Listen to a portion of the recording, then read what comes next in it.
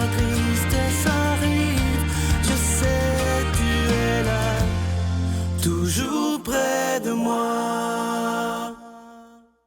Bon jeudi, bienvenue dans votre émission de la Victoire de l'amour. Comme à toutes les semaines, on rejoint notre amie Marcia et l'homélie avec notre ami qui est de Paris, le bon père Michel Marie.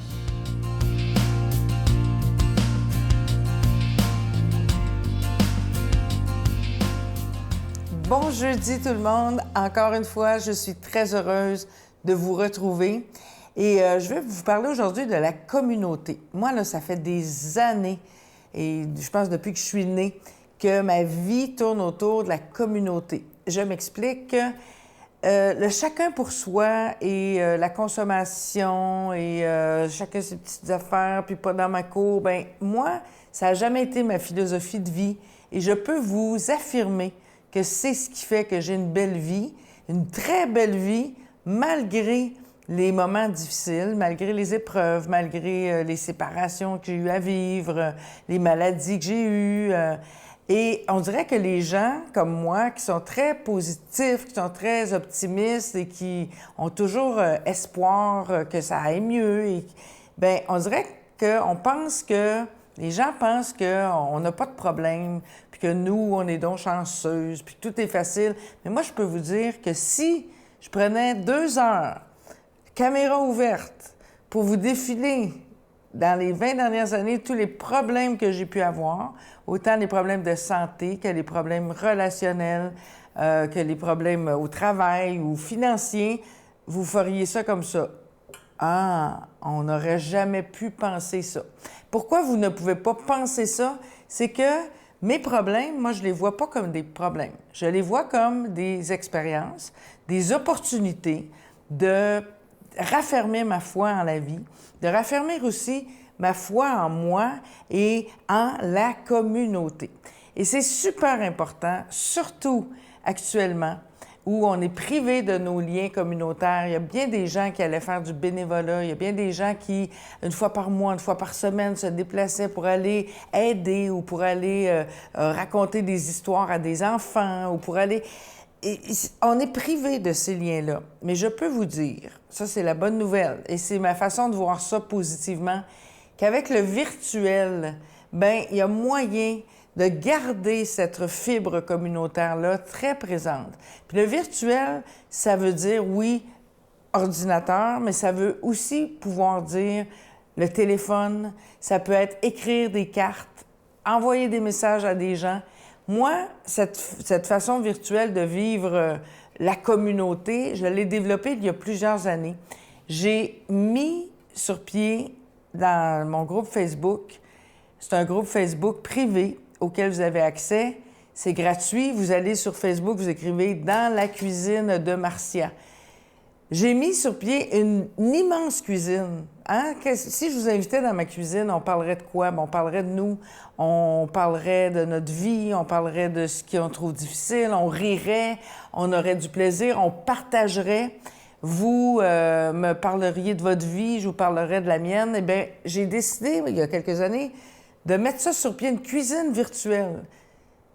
Donc, je vous invite dans ma cuisine pour venir parler de vous, pour qu'on puisse échanger, pour qu'on puisse raffermir notre lien communautaire, et surtout en ces temps difficiles. Mais je pense qu'on en a besoin, puis il faut réactiver ce besoin-là, ce désir-là. Puis moi, bien, c'est mon offre d'aujourd'hui. Je vous souhaite une bonne fin de journée et de le vivre dans un esprit de communauté.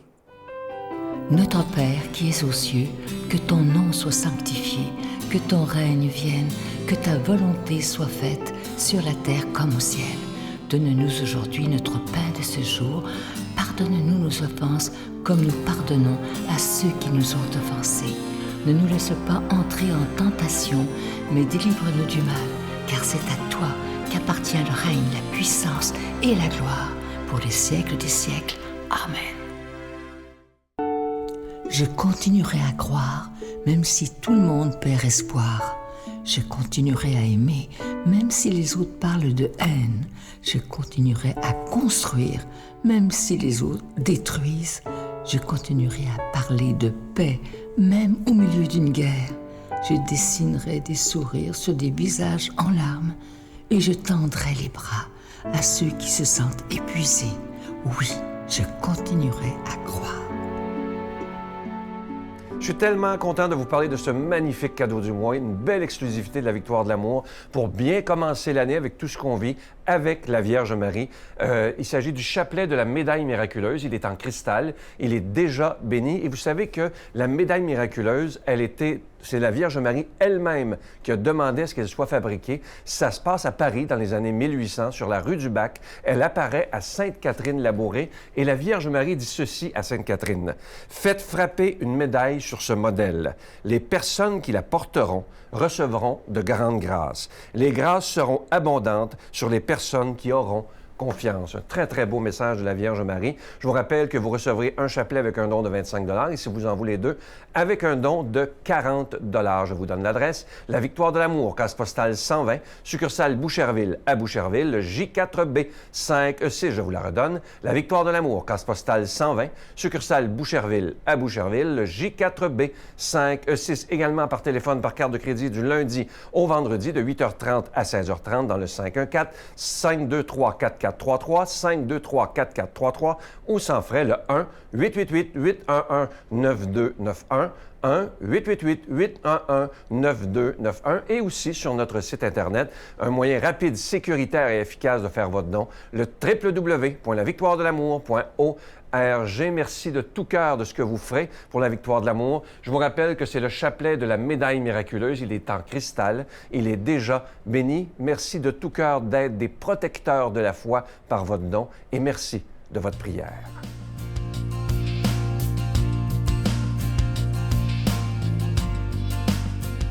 Mon Dieu, donnez-moi la sérénité d'accepter les choses que je ne peux changer, le courage de changer les choses que je peux et la sagesse d'en connaître la différence. Amen.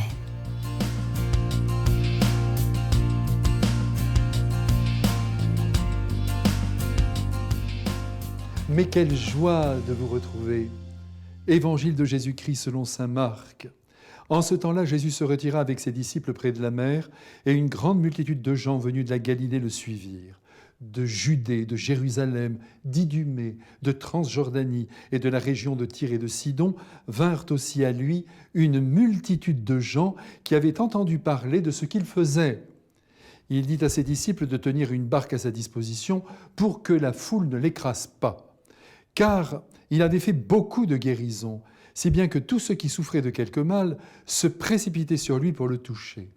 Et lorsque les esprits impurs le voyaient, ils se jetaient à ses pieds et criaient « Toi, tu es le Fils de Dieu ». Mais il leur défendait vivement de le faire connaître. Mes frères bien-aimés, comme nous le constatons dans ce passage d'Évangile, Jésus n'est jamais tranquille. Il ne dispose jamais d'un moment de répit. C'est sa vie, c'est comme ça.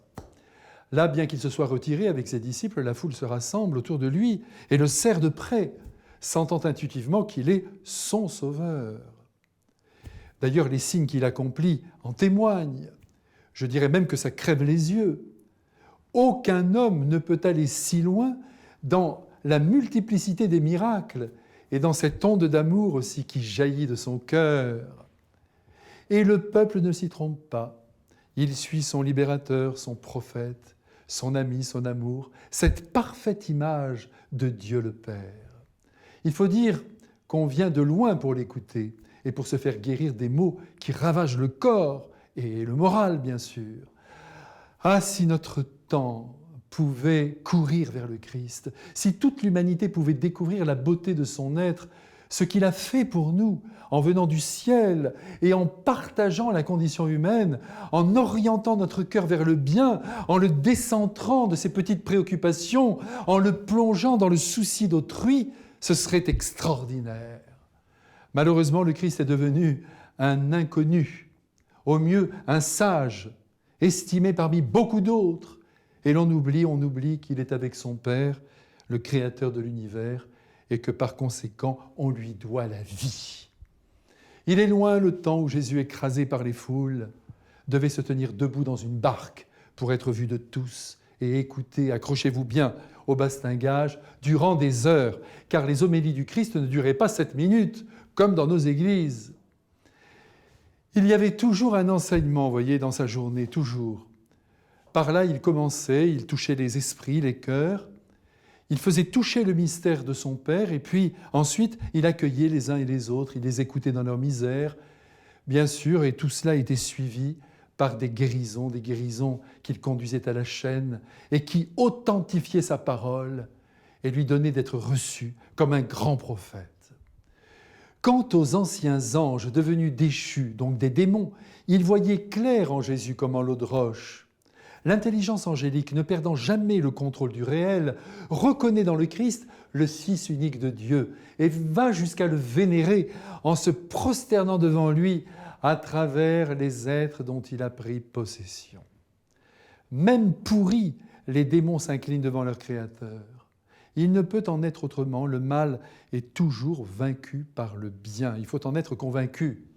Mais pour l'heure, Jésus, qui est au tout début de sa mission de Rédempteur, ne veut pas que son identité soit déjà découverte, si bien qu'il intime l'ordre au mal de se taire, et le démon obéit.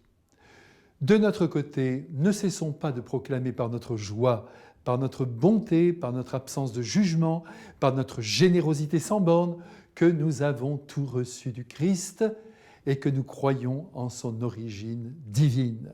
Le monde a besoin de redécouvrir le Christ, je le redis, et il nous revient de le faire aimer, chacun à sa manière. Aujourd'hui, nous célébrons Sainte Agnès, une petite sainte formidable, au visage et à l'âme magnifique. Elle a repoussé l'amour humain, bien que celui-ci soit une des perles de la couronne de Dieu. Elle l'a repoussé pour épouser celui qu'elle appelait son amant, le Christ Jésus. Et cela lui a coûté cher, puisqu'elle a trouvé la mort par le martyre autour de l'an 300, durant la terrible persécution déchaînée par l'empereur Dioclétien contre le christianisme, qui deviendra d'ailleurs religion d'empire quelques années plus tard. On n'arrête pas le bien, on n'arrête pas Dieu. Et oui, les fleurs de Dieu poussent sur le sang versé par des hommes généreux et intrépides, par des apparents perdants, par les puissances du bien.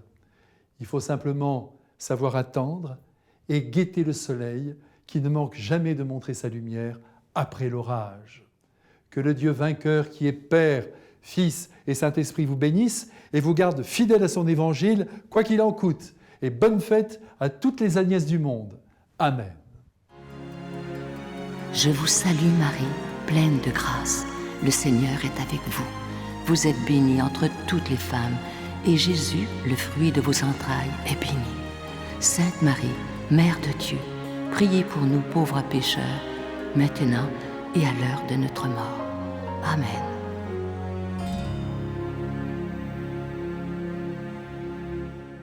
Avant de vous quitter, je vous laisse avec une très belle pensée qui dit ceci. « Sois reconnaissant pour les moments difficiles. Pendant ces périodes, tu grandis.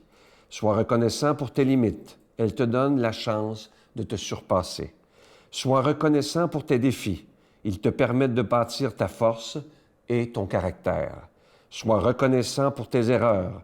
Elles t'enseignent des leçons inestimables. » Et ça, c'est tellement vrai, parce que tout le monde fait des erreurs, mais lorsqu'on prend le temps d'analyser nos erreurs, on s'aperçoit finalement qu'on a beaucoup appris. Alors, je vais vous souhaiter une belle journée. Et aujourd'hui, on devrait prendre le temps de téléphoner à quelqu'un, simplement pour lui dire « Je pense à toi et je prie pour toi ». Je vous souhaite une belle journée et j'ai déjà hâte de vous retrouver demain matin. Bye-bye. Le fait de prendre conscience de cette lignée chez moi, parce qu'il y a une lignée familiale de spiritisme, de magie noire, etc.